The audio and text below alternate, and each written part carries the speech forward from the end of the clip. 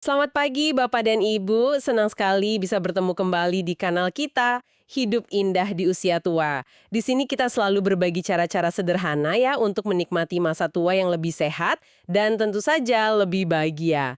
Nah, apakah Bapak dan Ibu pernah merasa lemes sekali saat bangun pagi?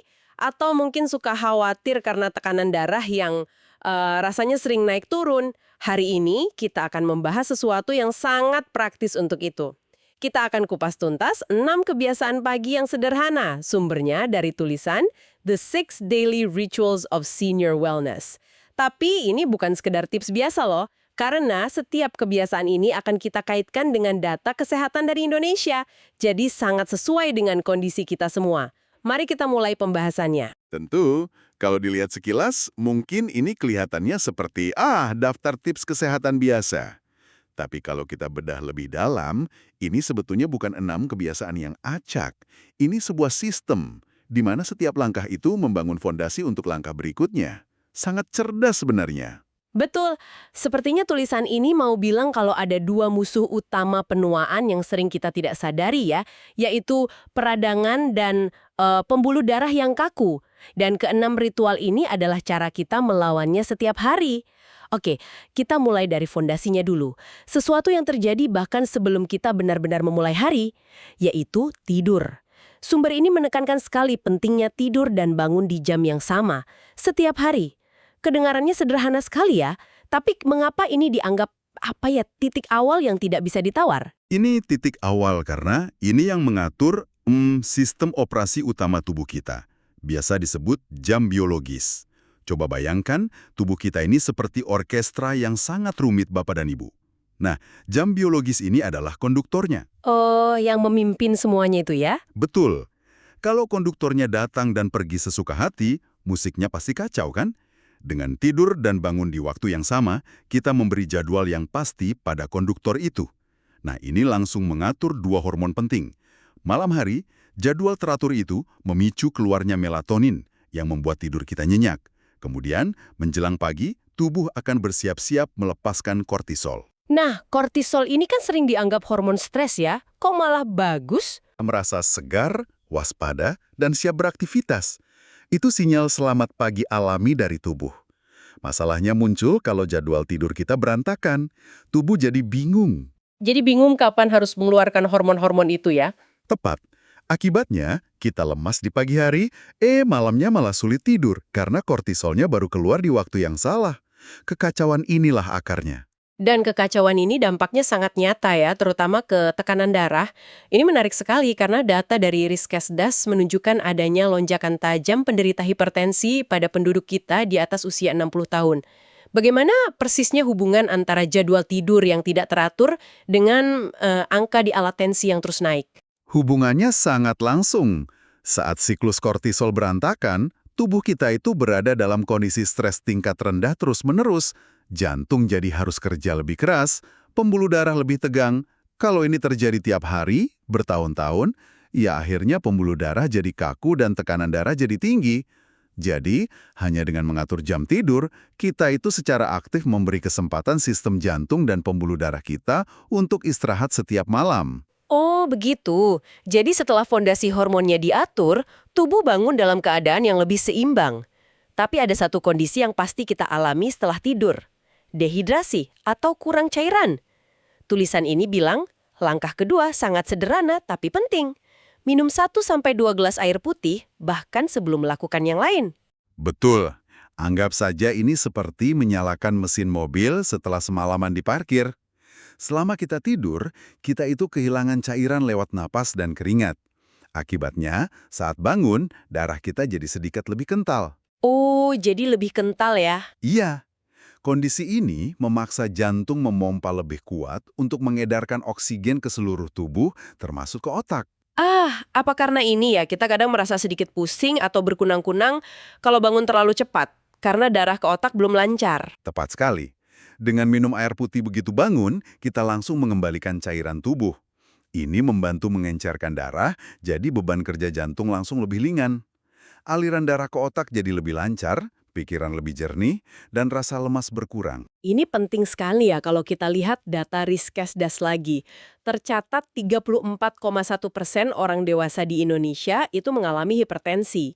Jadi kebiasaan minum air di pagi hari ini yang kelihatannya sepele sebetulnya adalah tindakan kecil untuk menjaga kesehatan jantung setiap hari. Benar, ini tentang mengubah kondisi awal tubuh kita setiap hari. Dari yang berat menjadi lebih ringan. Dan biayanya Rp0. Oke, jadi jam biologis sudah diatur, tubuh sudah terhidrasi, jantung bekerja lebih ringan, tapi bagaimana dengan pikiran kita? Seringkali kan kita bangun masih membawa khawatir dari hari kemarin. Nah, ritual ketiga ini beralih ke sistem saraf, yaitu 5-10 menit pernapasan dalam. Ini bukan sekedar untuk rileks saja kan? Oh, bukan sekedar itu. Ada mekanisme biologis yang sangat kuat di baliknya. Ini pada dasarnya adalah tombol manual untuk mengendalikan sistem saraf kita. Sistem ini punya dua mode. Pertama itu sistem siaga atau mode lawan atau lari, penuh dengan hormon stres. Ini berguna saat ada bahaya.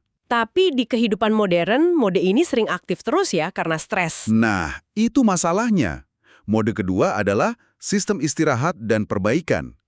Ini adalah mode di mana tubuh kita melakukan pemulihan, pencernaan, dan perbaikan sel. Dan pernafasan ini jadi jembatannya, begitu? Tepatnya. Napas yang cepat dan pendek dari dada itu sinyal untuk tetap siaga.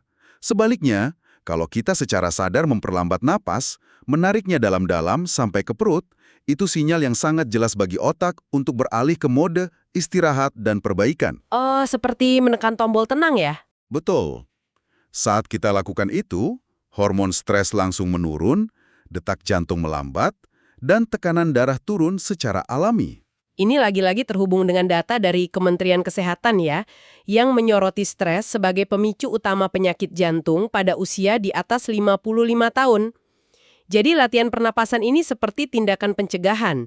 Kita tidak menunggu stres datang, tapi kita memulai hari dengan menenangkan sistem saraf kita dulu. Betul. Dan ini juga melatih, kesehatan saraf vagus kita. Jadi semakin sering dilatih, semakin mudah tubuh kita untuk kembali tenang setelah mengalami stres. Ini manfaat jangka panjang. Baik, jadi tubuh sudah seimbang, terhidrasi, sistem saraf tenang. Sekarang katanya saatnya bergerak. Bukan olahraga berat, tapi sesuatu yang sangat mudah, berjalan cepat selama 15-30 menit. Benar. Setelah tubuh dipersiapkan dengan baik, gerakan ini manfaatnya banyak sekali. Pertama, untuk metabolisme. Berjalan cepat saat perut masih kosong, itu sangat efektif meningkatkan sensitivitas insulin. Artinya, risiko diabetes tipe 2 bisa turun sampai 30%. Wah, besar sekali ya penurunannya. Besar. Kedua, tentu untuk jantung. Jalan cepat ini latihan kardio ringan yang aman untuk menjaga jantung tetap kuat. Sumber ini juga sangat menekankan manfaatnya bagi otak. Bagaimana jalan kaki bisa membantu mencegah pikun atau demensia? Ini salah satu yang paling penting. Berjalan cepat itu meningkatkan aliran darah ke seluruh tubuh, termasuk ke otak. Aliran darah ini membawa lebih banyak oksigen. Selain itu, aktivitas fisik ini juga merangsang keluarnya semacam pupuk untuk sel-sel otak kita. Pupuk untuk otak. Menarik sekali. Iya, namanya BDNF. Ini yang membantu sel otak bertahan hidup dan bahkan mendorong pertumbuhan sel otak baru. Ini mekanisme kunci untuk menjaga fungsi kognitif kita. Disinilah data dari Survei Kesehatan Indonesia tahun 2023 itu terasa sangat mengejutkan. Lebih dari 96% lansia di Indonesia itu masuk kategori kurang aktivitas fisik. 96%. Sementara di sisi lain, 37,7% lansia menderita hipertensi.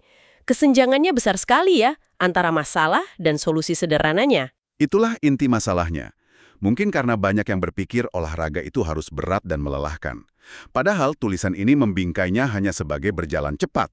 Ini kan aktivitas dasar manusia. Dengan melakukannya di pagi hari, kita juga dapat paparan sinar matahari pagi yang membantu memperkuat jam biologis kita tadi. Semuanya saling terhubung. Sekarang kita sampai pada kebiasaan kelima. Dan ini mungkin yang paling menantang bagi sebagian orang. Paparan air dingin ringan. Bukan mandi es ya, tapi cukup akhiri mandi dengan 15-30 detik air dingin atau basuh wajah dan tangan saja. Reaksi pertama saya, wah kok menyiksa diri. Tapi penjelasan di baliknya tentang melatih pembuluh darah ini sangat masuk akal. Tepat. Coba kita pakai perumpamaan. Bayangkan pembuluh darah kita itu seperti selang karet. Seiring bertambahnya usia, selang ini cenderung jadi kaku dan kurang lentur.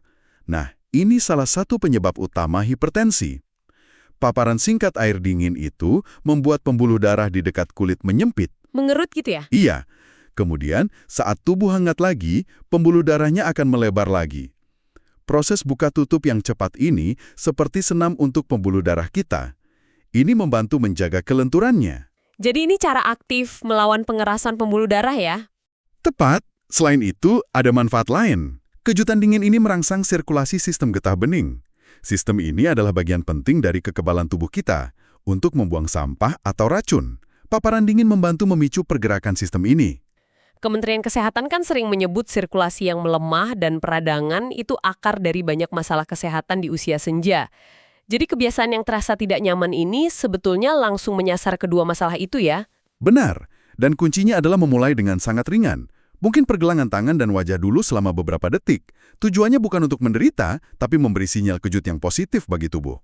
Akhirnya ritual ke-6 membawa kita kembali ke titik awal, pernapasan.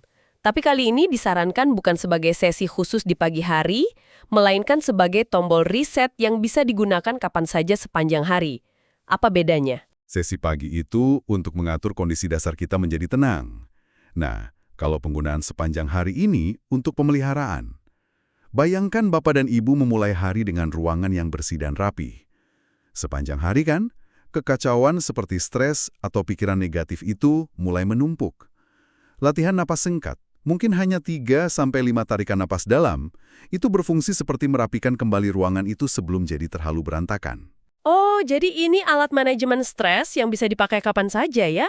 Persis. Saat merasa tegang, atau cemas, atau lelah pikiran, berhenti saja sejenak. Ambil beberapa napas perut yang dalam. Dalam 1 menit, kita bisa menghentikan respons stres yang sedang menumpuk dan mengembalikan sistem saraf kita ke keadaan yang lebih seimbang. Ini juga bagus sekali dilakukan sebelum tidur. Ini terasa sangat relevan dengan tantangan emosional yang sering dihadapi di usia senja ya, kekhawatiran, rasa sepi, atau masalah kesehatan. Ini alat yang selalu ada, gratis, dan bisa dilakukan di mana saja. Betul. Ini cara mengambil kembali kendali atas keadaan internal kita kapanpun kita butuh. Jadi setelah kita membahas ke-6-nya, mari kita lihat gambaran besarnya. Bagaimana semua ini bersatu menjadi sebuah sistem yang utuh. Mereka ini membentuk sebuah siklus baik yang saling menguatkan. Tidur teratur menyetel ulang jam biologis. Air putih mengaktifkan organ tubuh. Pernapasan pagi menenangkan sistem saraf. Jalan cepat memperkuat jantung dan otak. Air dingin melatih pembuluh darah dan imun. Dan pernapasan singkat sepanjang hari menjaga keseimbangan itu. Setiap langkah membuat langkah berikutnya jadi lebih mudah. Dan kalau kita kembali ke data kesehatan di Indonesia, dengan tingginya hipertensi dan kurangnya aktivitas fisik pada lansia, ke-6 ritual ini bukan lagi sekedar tips kesehatan ya. Ini pada dasarnya adalah sebuah protokol yang ditargetkan secara spesifik untuk mengatasi akar masalah tersebut. Tepat. Ini tentang mengambil tindakan proaktif setiap hari untuk membentuk masa depan kesehatan kita. Dengan alat-alat yang paling dasar yang kita miliki. Tidur, air, napas, dan gerakan. Nah, Bapak dan Ibu setelah mendengar semua ini mungkin terasa banyak ya untuk dimulai sekaligus, tapi inti dari pembahasan kita sepertinya adalah tentang membangun kembali ritme alami tubuh. Ini membawa kita pada sebuah pemikiran penutup untuk direnungkan. Di luar 6 kebiasaan ini, ritme alami sederhana apalagi yang bisa Bapak dan Ibu pilih untuk secara sadar dimasukkan kembali ke dalam rutinitas harian. Mulai besok, mungkin tidak perlu ke-6-nya sekaligus, cukup pilih 1 saja dulu sebagai langkah pertama. Terima kasih sudah menyimak perbincangan kami.